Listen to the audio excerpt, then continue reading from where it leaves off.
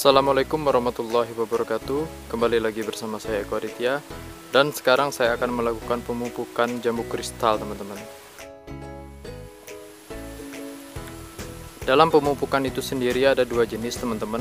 Yang pertama pemupukan vegetatif, itu dalam masa pertumbuhan. Dan yang kedua adalah pemupukan generatif dalam masa pembuahan, teman-teman. Dan sekarang saya akan melakukan pemupukan di masa generatif, teman-teman. Untuk pupuk yang saya gunakan itu sendiri hanya dua jenis. Yang pertama itu pupuk Mutiara Grower dengan kandungan 15% nitrogen, 19% fosfat dan 20% kalium, teman. Ditambah pupuk mikro ya, teman-teman. Nah, dan di sini saya juga menambahkan pupuk SP36 dengan kandungan 36% fosfat ya, teman-teman.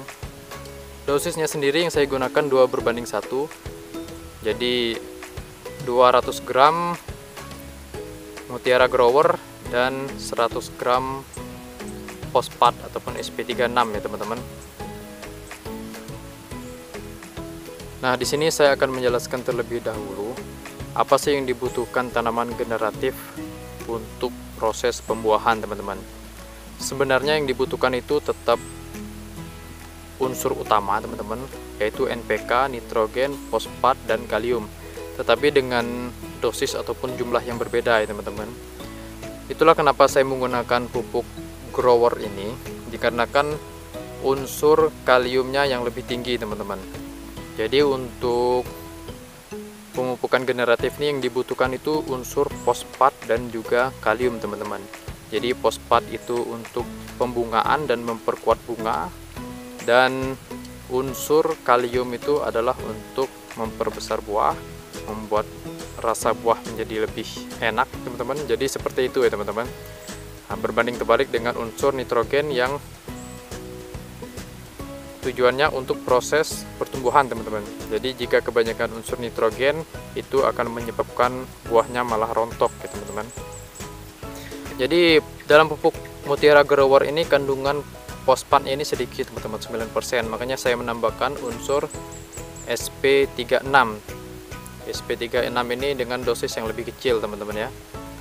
Nah, sebenarnya dalam masa pemupukan ini itu yang seperti apa sih? Nah, di sini saya akan menunjukkan, teman-teman, untuk pemupukan tanaman itu sendiri dalam masa generatif itu sebenarnya ada dua jenis. Yang pertama tanaman musiman. Jadi tanaman musiman seperti alpukat, durian itu proses pemupukannya juga berbeda. Dan yang ini adalah tanaman dengan pembuahan yang secara kontinu ya, teman-teman. Jadi setelah berbuah dia berbunga dan berbuah lagi. Dan kapan waktu kita melakukan pemupukan? Sebenarnya waktu yang pas kita melakukan pemupukan itu ketika bunga ini belum pecah, teman-teman. Jadi seperti ini. Nah, jadi waktu seperti ini itu adalah waktu yang tepat kita melakukan pemupukan. Nah, dan sekarang bunganya sudah pecah ya, teman-teman. Tapi tidak ada kata terlambat untuk melakukan pemupukan daripada tidak dilakukan pemupukan sama sekali, teman-teman. Setelah dilakukan pemupukan hasilnya seperti ini, teman-teman. Nah, jadi ketika kita melakukan pemupukan itu usahakan di pagi hari ataupun di sore hari ya, teman-teman. Nah, untuk medianya sendiri itu dikarenakan jambu kristal saya berakar serabut, jadi dapat bibitnya dari cangkok, teman-teman. Saya hanya menggemburkan sedikit di sekelilingnya, karena kan saya gali sedikit aja sudah akar jambu ini semua, teman-teman. Jadi ini bukan akar tunggang. Makanya saya tidak menggali lubang di sekelilingnya, saya hanya langsung menaburkan saja seperti ini. Nah, jadi di dalam kondisi hujan seperti ini, teman-teman, itu saya tidak perlu melakukan penutupan tanah ya, teman-teman, di sekelilingnya. Tetapi kita tetap harus melakukan pemupukan secara melingkar, teman-teman. Jadi jangan terlalu dekat dengan pohon utama. Jadi saya ingatkan sekali lagi, teman-teman, untuk melakukan pemupukan dengan kondisi generatif yang pohonnya itu terus berbuah sepanjang waktu.